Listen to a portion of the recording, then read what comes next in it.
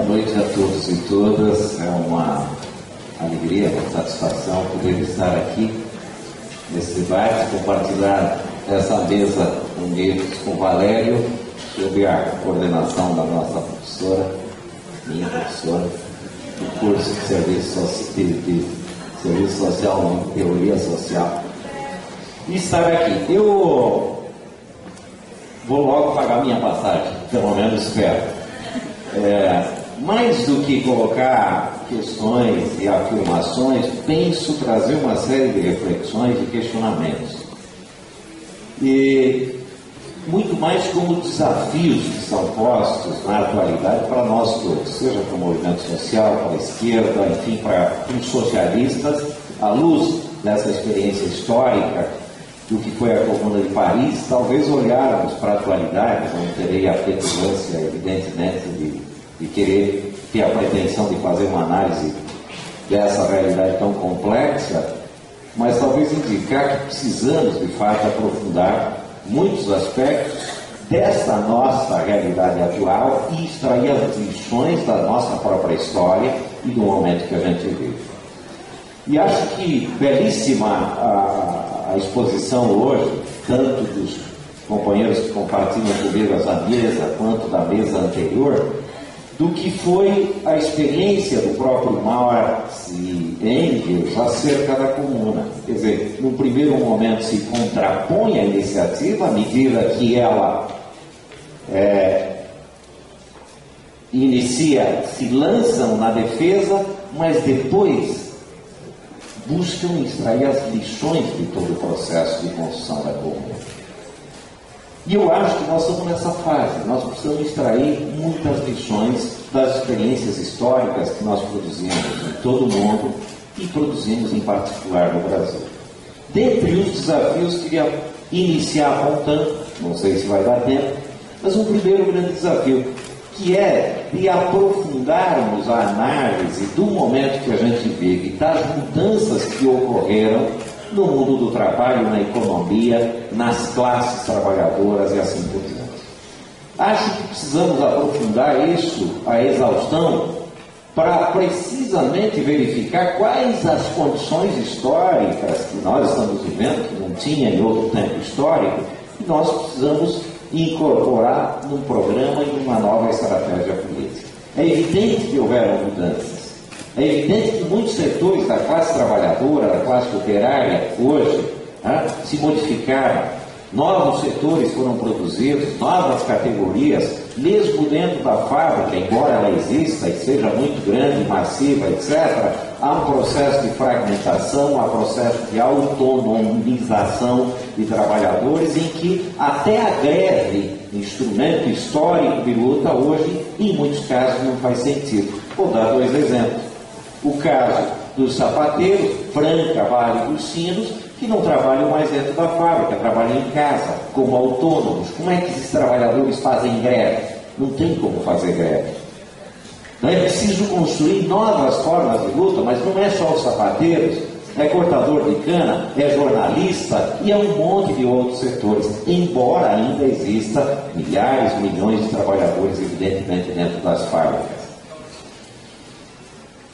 Segundo desafio, no meu modo de ver, é fazermos um balanço das experiências organizativas que nós produzimos historicamente. E acho que o Valério tocou nisso no último ponto, e eu vou tocar no segundo, que efetivamente nós construímos instrumentos de luta para um tempo histórico em que o capitalismo, ao desenvolver-se economicamente, permitia avanços para a classe trabalhadora. E talvez estejamos entrando num tempo em que essa produção destrutiva do capital não permita, e é evidente isso mais na Europa, não só que tenhamos avanços e conquistas sociais, mas estejamos adentrando numa fase de retrocessos de conquistas sociais importantes que a classe trabalhadora produziu historicamente. E os nossos movimentos, os nossos instrumentos, no momento em que careceria de uma ofensividade maior, nós fomos produzidos para um tempo em que hoje nos exige uma coisa que a gente não tem capacidade de efetivamente fazer. E nisso eu concordo bastante com o Mesário. São movimentos defensivos para um tempo em que exigiria uma ofensividade muito maior em termos de luta e de enfrentamento com a lógica do capital. Uma ofensividade não no sentido corporativo, imediatista, economicista, etc., mas uma ofensividade também nisso, mas principalmente uma ofensividade política, porque a lógica do capital, evidentemente, que está trazendo contradições e problemas para a humanidade no âmbito social, no âmbito ecológico, e assim por diante. Então é preciso fazer um balanço. É preciso fazer um balanço sem jogar na lata do lixo a experiência histórica. Porque não adianta jogar na lata do lixo o que nós produzimos. O que nós produzimos é o que melhor a gente construiu em termos de instrumentos. E é o que a gente tem efetivamente, então eu não posso pensar um ideal que não existe. Agora, se esses instrumentos já não respondem às necessidades do momento, efetivamente nós precisamos pensar em novas formas de organização social, até por nos darmos conta de que nós não conseguimos organizar o conjunto das classes trabalhadoras, no plural aí, para esse tempo. Essas novas formas de enfrentamento, evidentemente, que precisam colocar o dedo em questões importantes, não só na estratégia política ou no programa político, mas também na forma e na metodologia de como vamos construir. E aí é preciso fazer uma crítica, que a metodologia que utilizamos na construção dos nossos movimentos de instrumento, por vezes, ao contrário de estimular a participação popular e a inserção de militância dentro das nossas organizações, por vezes nós nos fechamos e vamos nos reduzindo cada vez mais. Nos fechamos não no sentido só da participação e incorporação de novos militantes, mas nos fechamos, por vezes, em verdades absolutas e com dificuldade de dialogar com quem pensa diferente. Com dificuldade de dialogar numa perspectiva de construção de alianças com quem pensa diferente, por exemplo. Não só não estimulamos a participação popular e a inserção de novas pessoas, como no nosso tempo, atabalhoados e com pouca gente na militância, correndo para cima e para baixo, porque não tem tanta gente, entramos num circuito de tentar fazer o que é tarefa de milhões e milhões de pessoas. E como somos poucos, corremos de um lado para o outro e nos vemos em situações de quase loucura, com militantes estressados, militantes quase enlouquecidos, brigando com quem vê na frente, disputando com quem vê na frente, não tem tempo para absolutamente nada, não tem tempo para um amigo, para uma amiga, sequer para cuidar de nós mesmos, já que somos poucos. E eu fico imaginando, nós nos autodenominamos os portadores dos valores da nova sociedade. Agora, um bando de louco correndo para tudo quanto é lado, como é que a massa nos vê? É esses os caras da nova sociedade? Mas ela tem razão de não nos seguir, porque nós estamos meio doidos mesmo, e reduzidos, em número reduzido. Uma dificuldade em construir processos e lutas massivos, né? E às vezes, olha, o nosso tempo é tão escasso que a gente quer ir fazer uma assembleia e na assembleia fazer uma análise de conjuntura, apresentar o programa, as propostas e no final aprovar. E quem não aprova é pelego.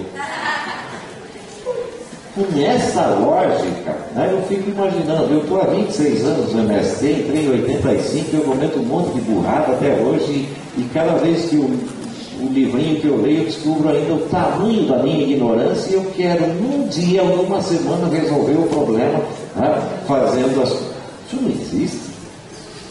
Não existe. Então é preciso pensar em nova metodologia. É preciso pensar uma nova metodologia que realce a participação coletiva e os espaços coletivos e menos a ideia da idolatria, da liderança, dos salvadores, da pátria e assim por diante. E nós chegamos ao ridículo que tem gente que está envelhecendo e as nossas organizações estão envelhecendo fisicamente, por vezes também, e o pior nas ideias, né? Envelhecendo com dificuldade de refazer o conjunto de militância, de incorporar novos e novas no seio das nossas organizações. E o pior, ainda o cara está velho e chega um tempo e diz: não, já fiz a minha parte, agora tem que deixar para a juventude.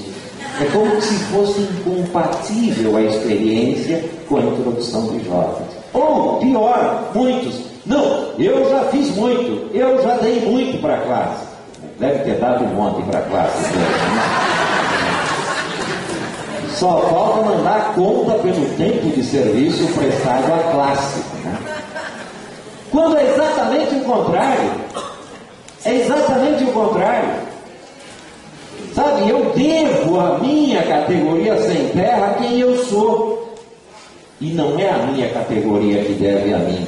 Porque ela criou as condições para eu poder estudar um pouquinho, poder superar um pouquinho da minha ignorância, poder ter espaço para conhecer alguns países do mundo, poder estar aqui, inclusive, hoje com vocês. Não é a minha categoria que deve a mim, é eu que devo a ela por ter criado essas condições da minha participação. Mas se inverte as bolas. Nós somos os imprescindíveis, nós somos os importantes. E a gente lê os livrinhos ainda, vira nariz empinado, sabe tudo.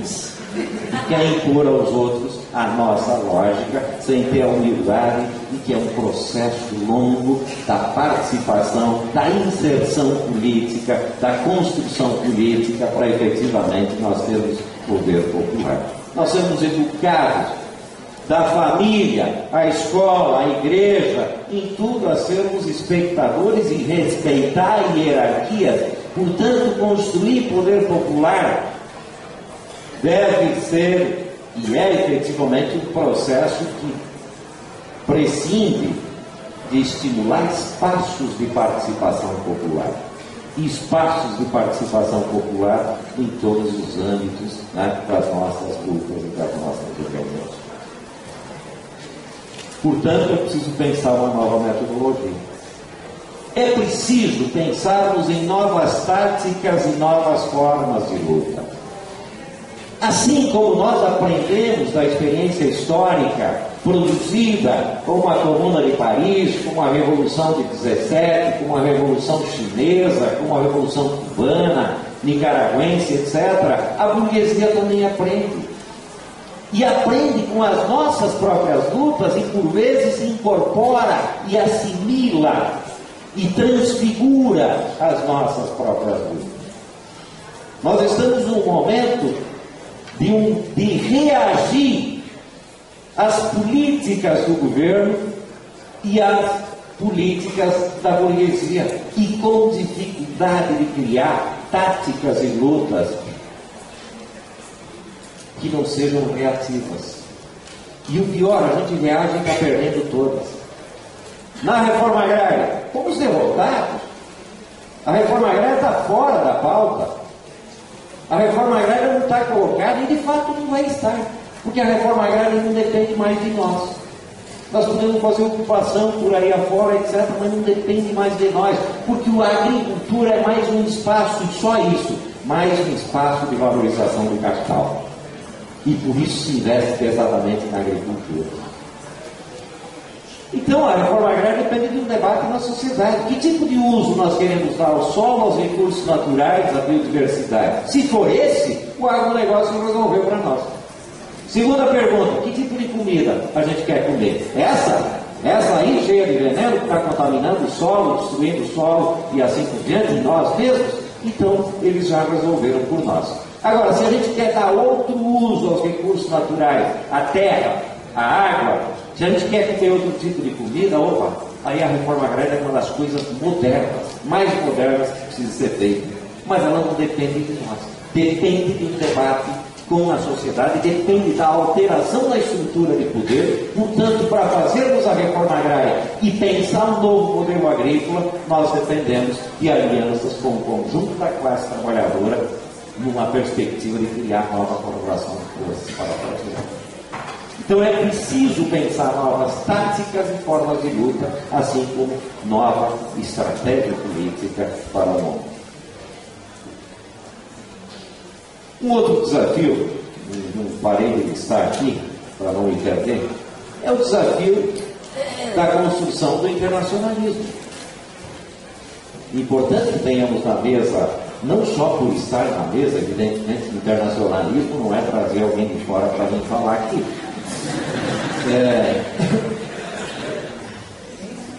É um bom início. É preciso articular lutas locais, nacionais, com lutas internacionais. Mas que não é internacional que existe na atualidade. Sabe, até para fazermos lutas econômicas em tempos de globalização, internacionalização cada vez maior do capital, nós vamos precisar nos articular.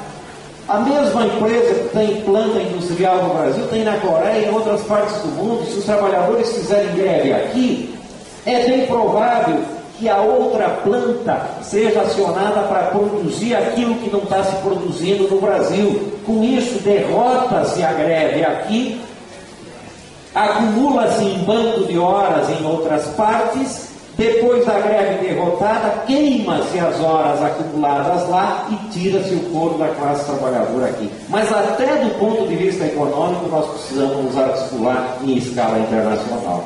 Quanto mais do ponto de vista político, cada vez mais é necessário essa articulação e a construção de ações internacionalizadas. Evidentemente que nós podemos botar uma melancia na cabeça e sair pelo mundo que ninguém vai dar bola para nós se nós não construirmos aqui a nossa experiência concreta para efetivamente nos inserirmos dentro de um contexto internacional e de articulação internacional. A Via Campesina, experiência contraditória. Nós estamos em 70 países com um monte de contradição. Lá estão os poloneses, o pessoal da Alemanha. Vai falar de socialismo para eles, por exemplo. Difícil. Não quer nem ouvir. Mas contra o neoliberalismo, contra as multinacionais, contra o latifúndio, pela reforma agrária, nós articulamos lutas. Estamos construindo experiências interessantes com brigadas da Via Campesina no Haiti. Temos mais de 30 companheiros e companheiras fazendo cacimbas, construindo escola, construindo projetos de plantio de árvores, construindo hortas, que estão lá enfrentando a cólera, enfrentando o próprio governo brasileiro e as tropas brasileiras no Haiti. Mas estamos lá. Nós temos brigada na Guatemala, nós temos brigada em Cuba, nós temos brigada no Paraguai, nós temos brigada na Bolívia, na Venezuela. Estamos tentando construir uma escola de formação política, ideológica e técnica na África, em Moçambique. Temos um monte de contradições, mas estamos tentando construir experiências concretas, de lutas concretas, de alianças e de solidariedade internacional. É muito pequeno isso. É muito pequeno isso. É preciso amplificar. Esse é um grande desafio para nós. Outro desafio é a própria construção das alianças. Que tipo de aliança? E construir alianças não é partir do pressuposto de que eu vou subjugar a outra organização aos meus desígnios. Porque se for isso, não tem aliança. Alianças se faz com diferentes, com quem pensa diferentes e por vezes tem contradições. Mas é precisamente por ter a compreensão de que sozinhos nós não damos conta das tarefas e que precisamos nos articular com quem inclusive pensa diferente, que são necessárias as alianças nesse tempo histórico de refluxo das lutas sociais em escala internacional. Mas não dá para eu querer impor a minha verdade aos demais, senão não construo a minha. Tá? Mas é o tempo também, eu acho, de nos desafiarmos no processo de formação política ideológica, de militância e de massas. Eu pergunto, quantas escolas de formação a gente tem? Olha, dá um desânimo, evidentemente, que o ano passado, pela Escola Nacional Condessa Fernandes, passaram 630 e poucos militantes. Só aviadores agrícolas para passar veneno, em São Paulo se formou 700 no ano passado. Eles ganharam de nós, formar trabalhador para passar veneno, e o que nós conseguimos formar na nossa Escola Nacional. Claro que tem outras experiências. O PSTU tem sua experiência, suas escolas de formação, de vários outros. Mas nós, e a maioria das organizações, tem se preocupado um pouco com isso. E mais que a formação de militância, que tipo de formação para a massa? Que tipo de debate nós precisamos fazer? Porque se nós quisermos, de fato, construir o poder popular, alterar essa lógica do capital, que tipo de debate nós vamos fazer com a massa dos trabalhadores e trabalhadoras? E a pergunta é: quem está fazendo isso? Até nos nossos atos é uma dificuldade, viu, Valério? Às vezes a gente junta uma turma lá, uma briga pelo microfone em cima dos carros de som, mas uma dificuldade de pensar conjuntamente que tipo de diálogo se faz com uma grande massa de trabalhadores, precisamente para interpretar esse momento, a lógica do capital, as suas consequências para a classe trabalhadora, como forma de gerar consciência política anticapitalista e luta anticapitalista. E nisso há uma dificuldade muito grande de todos nós. Panfletos, etc., jornais, já não são produzidos em grande quantidade, também não dão conta. Que novas formas, que novos recursos de linguagem nós precisamos usar nesse tempo histórico para atingir as massas populares e a classe trabalhadora no processo de criticar essa lógica. Que ninguém luta se não sabe contra o que luta e para que luta. E se não tiver essa clareza, a luta é cega. Aí sim vira massa de manobra. Como fazer nesses tempos processos massivos de formação? Um outro desafio é o desafio de planejamento. A burguesia nos dá aula sobre como planejar. Uma grande empresa está no estágio, planeja e analisa quais as condições para chegar no outro estágio. Que tipo de investimento tem que fazer? Que tipo de parcerias tem que fazer? Que tipo de fusões tem que fazer? Que tipo de investimentos em quadros técnicos tem que fazer? E eles têm plano para 2025, 2035, por exemplo, na produção de etanol. Eles estão pensando em 2040, quanto querem produzir, quanto vão exportar. E nós estamos pensando o que para o próximo ano? Nós chegamos ao ridículo de planejar coisas para a semana que vem e no final dessa semana a gente desmancha o que planejou para a semana que vem. Quanto mais pensar 1 ano, 2 anos, todo mundo fala que vai vir crise. Vai vir crise. Eu também acho que vai vir crise no Brasil. O mundo está em crise, o sistema do capital está em crise. Nós vivemos uma particularidade de uma onda de crescimento que possivelmente se esgote.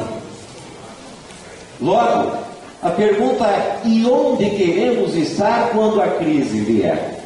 Porque a crise é uma janela que se abre importante, mas ela não significa automaticamente a possibilidade de avançar.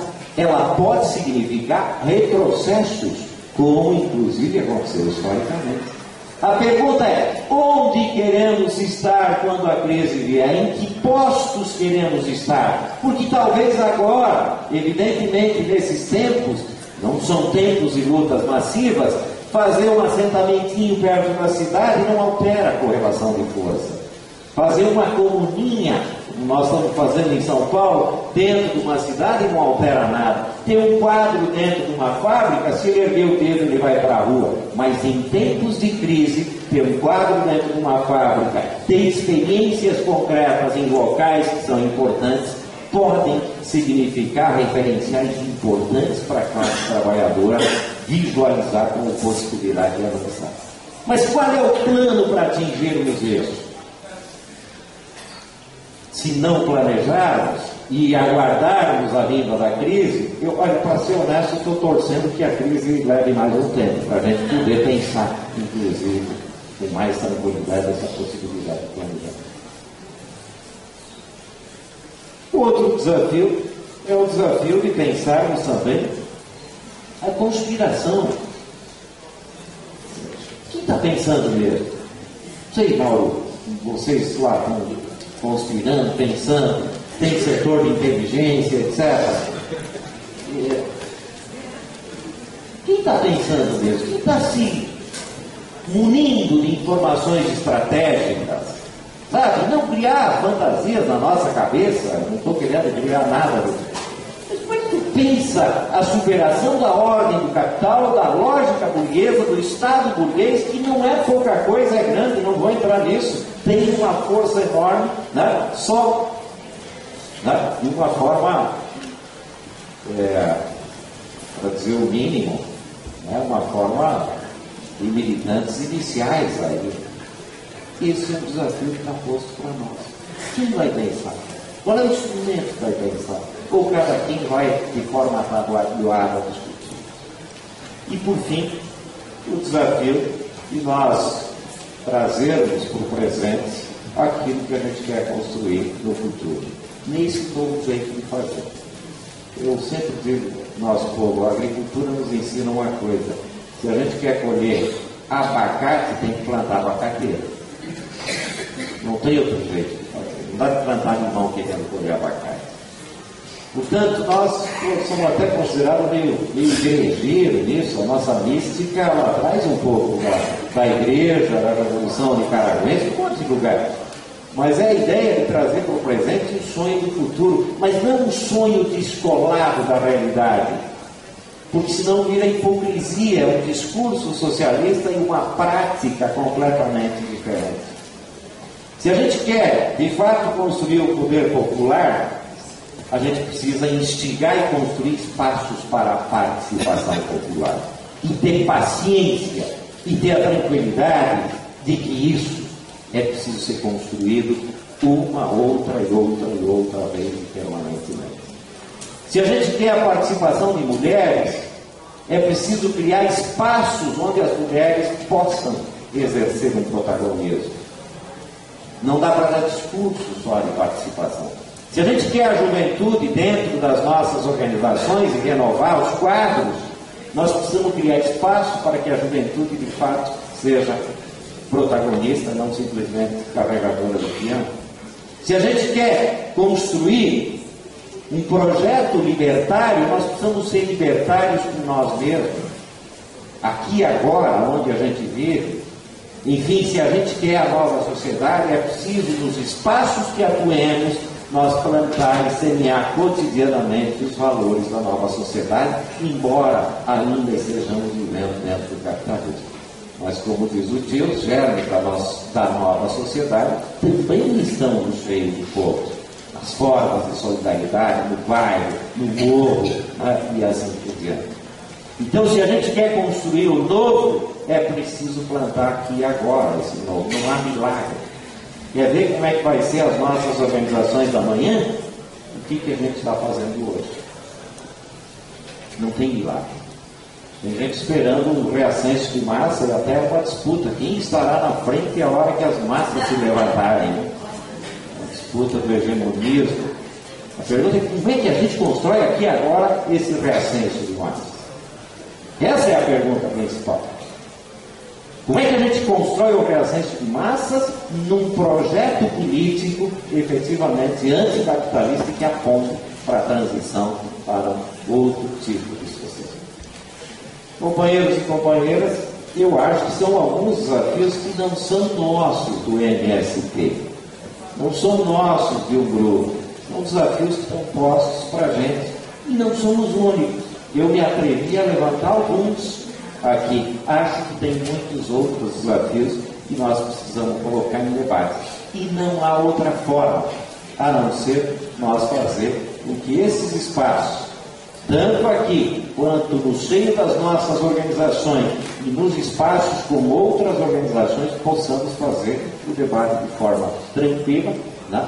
E de forma a fazer com que coletivamente o intelectual coletivo possa não só encontrar a melhor interpretação, mas também as melhores ideias e propostas para enfrentar esse tempo e plantar aqui agora o futuro que a gente quer. É isso que eu queria colocar como introdução a esse debate aqui e agora.